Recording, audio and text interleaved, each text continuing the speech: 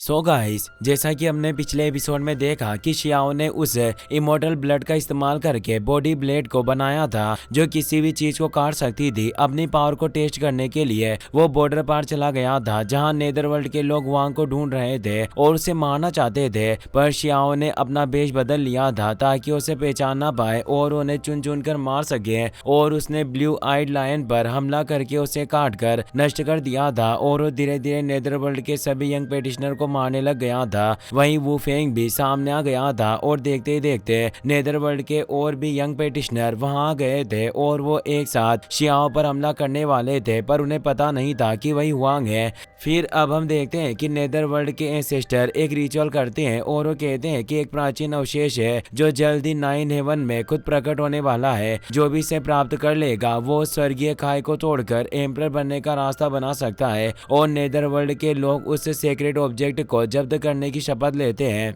कि हम अपने पूर्वजों की इच्छा को जरूर पूरा करेंगे। और वो दोनों नेदरवर्ल्ड एंसेस्टर अपने वेपन से उस जगह का रास्ता खोल देते हैं। वहीं वू फेंग अपने वेपन को बाहर निकालता है और शियाओ पर हमला करता है। शियाओ अपने कुनपेंग टेक्निक का इस्तेमाल करता है और एक कुनपेंग ह्यूमन फॉर्म बॉडी क्रिएट हो जाती है जो उसके हमले को तोड़ देती है। वू फेंग कहता है कि तुम बस छोटी मोटी चालें दिखा रहे हो, पर तुम मेरी इमोर्टल हेवन ब्लैक आर्ट का इस्तेमाल कैसे कर सकते हो। और वो उस स्वॉर्ड आर्ट से हमला करने लगता है। शियाओ खुद और अपनी कुनपेंग बॉडी से एक साथ मिलकर हमला करता है जिससे वो उसके हमले को नष्ट कर देता है और तेजी से वू फेंग की तरफ बढ़ने लगता है। वू फेंग बचने के लिए अपनी स्वॉर्ड का इस्तेमाल करता है जिससे वो एक शील्ड को क्रिएट कर लेता है, पर शियाओ एक पावरफुल अटैक से उस शील्ड को तोड़ देता है। यह देखकर वू फेंग चौंक जाता है और उसे एहसास हो जाता है कि यह हुआंग ही है। शियाओ कहता है कि अब बहुत देर हो चुकी है। नेदरवर्ल्ड के बाकी यंग पेटिशनर समझ गए थे कि वू फेंग की जान खतरे में है, इसीलिए वो भी मदद के लिए आने लगते हैं, पर शियाओ डायरेक्ट वू फेंग की छाती पर हमला करता है। वो बचाव करने की कोशिश करता है पर इसका कोई फायदा नहीं होता।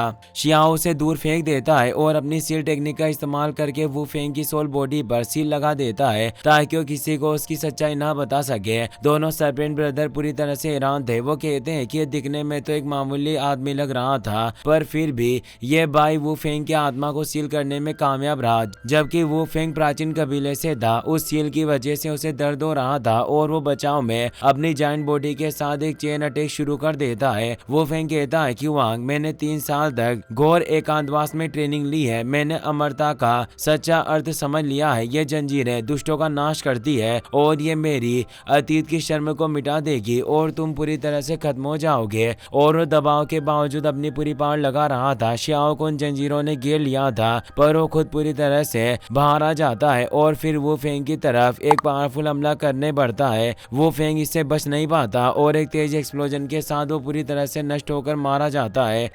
चारों तरफ सिर्फ उसके खून के छींटे बिखर जाते हैं। शियाओ कहता है कि अब तुम बचे हुए नेदरवर्ल्ड के लोगों की बारी है। यह देखकर ग्रीन वाइन किंग अपनी पूरी शक्ति के साथ ब्लड वाइन से हमला करने लगता है। दोनों सर्पेंट ब्रदर भी उसके साथ मिलकर हमला करने का प्लान बनाते हैं। उन्हें अभी भी पता नहीं चला था कि यह हुआंग है और वो कह रहे थे कि इसे मारने के बाद हम हुआंग को भी साथ मिलकर मार सकते हैं। वहां मौजूद दोनों सीनियर भी उन पर हमला करने के लिए आगे बढ़ते हैं, पर शियाओ उन्हें रोक देता है और कहता है कि आप दोनों एल्डर को लड़ने की कोई जरूरत नहीं है। मैं बस आप दोनों से गिनती करने का अनुरोध करता हूँ। और अब वो तेज स्पीड के साथ आगे बढ़ता है और एक सरपेंट के पास पहुंच जाता है। वो इतनी तेजी से उसके पीछे आया था कि उसे पता भी नहीं चला और तभी शियाओ उसके दोनों विंग्स को उखाड़ कर फेंक देता है जिससे वो सरपेंट बुरी तरह से तड़प कर मारा जाता है। इससे दूसरा सरपेंट काफी घबरा जाता है। उसे शियाओ आसपास कहीं भी नजर नहीं आ रहा था। तभी शियाओ फुल स्पीड में उसके सामने पहुंच जाता है। वो सरपेंट अपने बचाव में कुछ नहीं कर पाता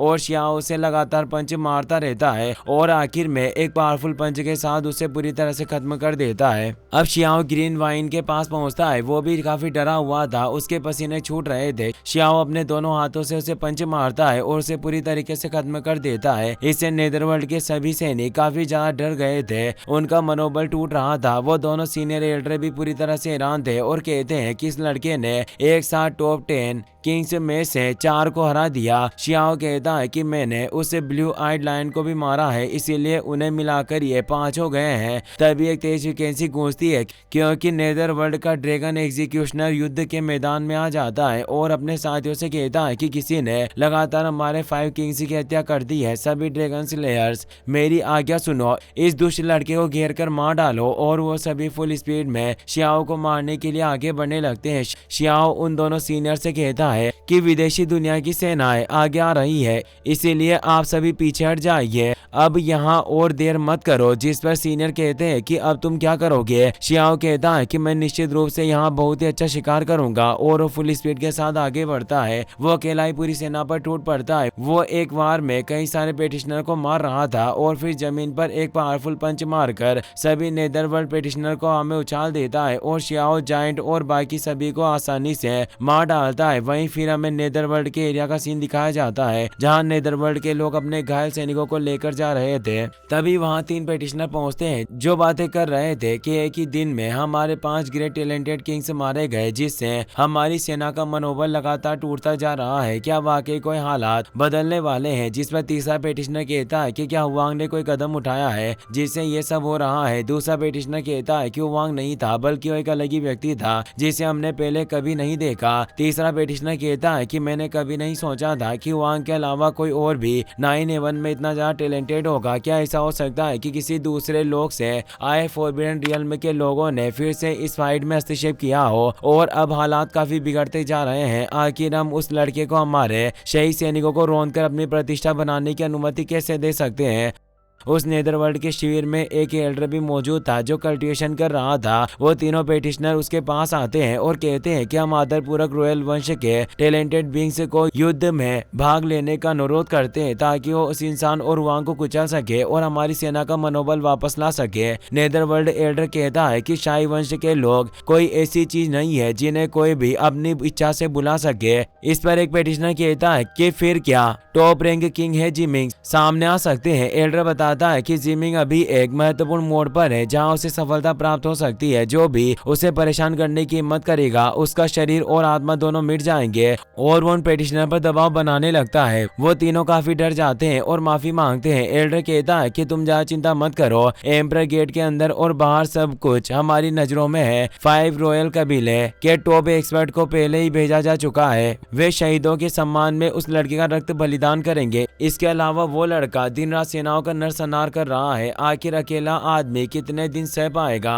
एक बार जब हमारे राज्य की अतिरिक्त सेना आ जाएगी, हुआंग और वो लड़का दोनों पूरी तरह से मारे जाएंगे। वहीं उस बॉर्डर एरिया के पास क्यूहोंग और यूलोंग पहुंचते हैं। यूलोंग पूछता है कि आखिर विदेशी दुनिया के उन 5 ग्रेट किंग्स का वध किसने किया होगा। क्यूहोंग कहता है कि क्या तुम्हें अभी भी पूछने की जरूरत है, मुझे पूरा यकीन है कि वो निश्चित रूप से हुआंग ही होगा। यूलोंग कहता है कि मुझे नहीं लगता कि ऐसा होगा क्योंकि मैंने डिवाइन श्रवण तकनीक में महारत हासिल की है और मैंने पूरी सेना में से किसी को भी हुआंग का नाम लेते हुए नहीं सुना। इसीलिए ऐसा प्रेरित होता है कि कोई मिस्टीरियस एशियन लैंड का कल्टीवेटर हमारे एम्परर गेट में प्रवेश कर चुका है। हो सकता है कि फॉरबिडन एरिया का कोई प्राणी हो। वहीं शियाओ लगातार लाशें बिछाते हुए आगे बढ़ जाता है। तभी हम ब्लैक रोब पहने हुए एक मिस्टीरियस लेडी को देखते हैं जो हुआंग पर नजर रख रही थी। वहीं शियाओ अब मेडिसिन माउंटेन के iron blooded Asian tree area में पहुंचता है। वहां आसपास कोई नहीं था, इसीलिए शियाओ अपने असली रूप में आ जाता है क्योंकि जहां तक उसे कोई देख नहीं रहा था उसे अपना नकली भेष बनाए रखने की कोई जरूरत नहीं थी। तभी वहां ऊपर से एक हमला होता है। शियाओ इस हमले से बच जाता है और सोच में पड़ जाता है कि वाकई किसी ने मुझे निशाना बनाया है और लगातार हमले होते जा रहे थे। शियाओ सोचता है कि हमले इतने ताकतवर नहीं है पर मैं इनसे छुटकारा नहीं पा रहा हूँ। ये आदमी जरूर एस्केप रियल्म का मास्टर हो सकता है। तभी उस पर आगे से भी हमला होने लगता है जिससे वो बाल बाल बच जाता है